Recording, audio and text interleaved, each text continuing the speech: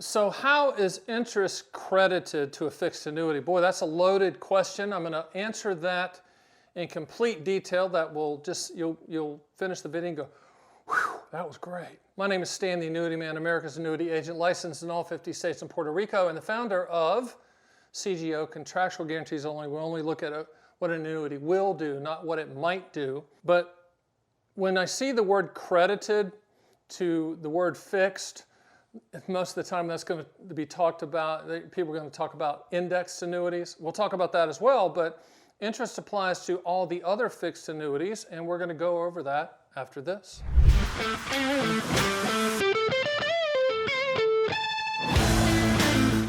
So let's go over the fixed annuity types that I recommend, okay? There's multi-year guarantee annuities. That's the annuity industry version of a CD. There's fixed indexed annuities, and we attach income riders to that for lifetime income in the future.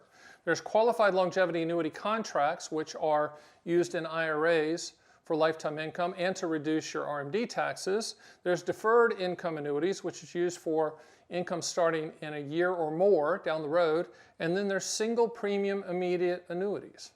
Those are the primary types of fixed annuities that we use. And we, for contractual guarantees and to solve situations for people. We ask two questions. What do you want the money to contractually do? When do you want those contractual guarantees to start? From those two answers, we can determine A, if you need an annuity, and if you do, which type is going to provide the highest contractual guarantee. Also came up with an acronym called PIL. P stands for Principal Protection, I stands for Income for Life, L stands for Legacy, the other L stands for Long-Term Care. That's what annuities solve for. There's no growth. I know people want you to believe there's market growth with these. There's not. These are fixed annuities, and they're regulated at the state level by the NAIC, National Association of Insurance Commissioners. So let's talk about how interest is credited. With multi-year guarantee annuities, that's the annuity industry version of a CD. Do not make it any more difficult than that. It's a guaranteed interest rate for a specific period of time. We have a live feed on my site. You can check the best rates in your state for whatever duration that you're looking to lock that rate in, and it's good for that specific duration. Most of that interest is compounding. There are some companies that offer simple interest, but what we do is we convert that into a compounded interest, so you're not getting buffaloed by that high interest rate. We'll say, okay, this is the translation if it was compounded, just a regular interest rate. Now, typically with MYGAs, they calculate that daily and then put it to your account on a monthly basis.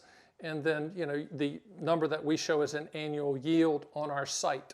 So that's interest rates. Now, I'm going to say a couple things about MYGAs because it's important. The Fed doesn't play a primary role with MYGA rates. I know what you're saying, but it does with CDs, Stan. You're correct. Banks are looking straight at the Fed and the 10-year. With MYGAs, they're being issued by life insurance companies, and life insurance companies have many profit levers that they're pulling from. Life insurance, lifetime income, there's mortality credit tranches involved.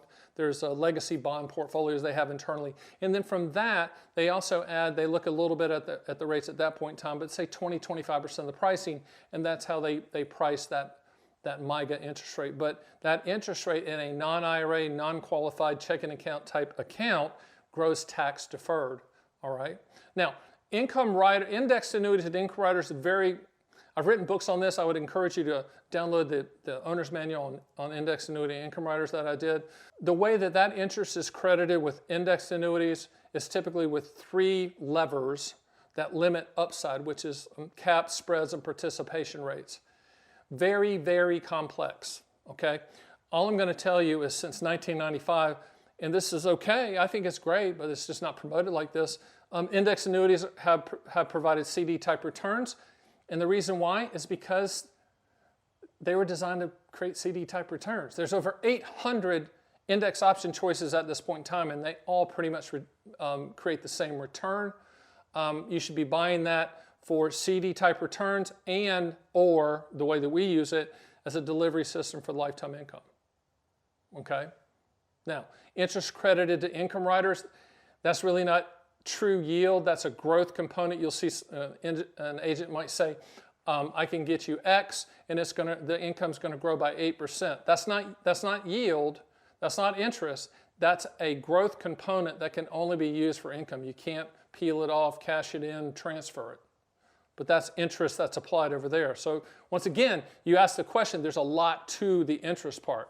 Now, with immediate annuities, deferred income annuities, and QLACs, they're pretty much the same product. They're pensions. There's no market attachments. There's no annual fees. There's no moving parts. The income is a return of principal plus interest, okay? And that interest is arbitrarily attached by the annuity company. And they use, like I said, in the MYGA side, they use a lot of pricing levers to create that. But it's a commodity product, so they're looking at their, they're looking at their competitors out there. That's the reason we call it all carriers, because these are commodity products. But that interest is part of the lifetime income. So if you bought an immediate annuity as an example in a non-IRA, non-qualified checking account type account, that income can be a return of principal plus interest, and you're only going to pay taxes on the interest. Okay, until you draw it down to zero. If you draw it down to zero and live forever, then the whole shoot match is taxable. But what I want you to take away from this video, and it's important, interest rates are part of the lifetime income story and part of the annuity story and part of how interest is credited, but it's not the full story. Whereas banks stare straight at the Fed, annuity companies glance at the Fed or glance at the 10-year. They have many more, because they're life insurance companies, they have many more pricing mechanisms and profit centers to pull from to price things. And for lifetime income, they're looking at primarily your life expectancy, with interest rates playing a secondary role. Do me a favor, go to my site at theannuityman.com. I have these 6 owner's manuals you can download for free. Yeah, I wrote them. They're like 50 to 70 pages long each. And you can run quotes 24/7, 365. These are live feeds. You can look at MYGA rates, live feed for your specific state. Get educated. Schedule a call. Email me, stan@theannuityman.com. I will respond to that. It's not somebody responding for me. That's me responding. Might take a while, but I get 2 to 3, well, I got 300 to 400 last week, a day. But I get to them. That's what I do. I kind of pill around, and I like to see what you're asking, so utilize that. Okay? One last thing. Above my head spinning is a video I did on lifetime income, but I did it under the guise of how is AI, artificial intelligence, going to affect lifetime income? Because it's going to. Artificial intelligence, as you know, is going to affect everything. Some good, some bad. It's not perfect, obviously. But in the lifetime income space, lifetime income products with life insurance companies that issue those, it's going to affect the life expectancy pretty soon. So watch that video. Keep watching the videos. I do one a day, every day, 7 days a week. So tune in. I'll see you next time.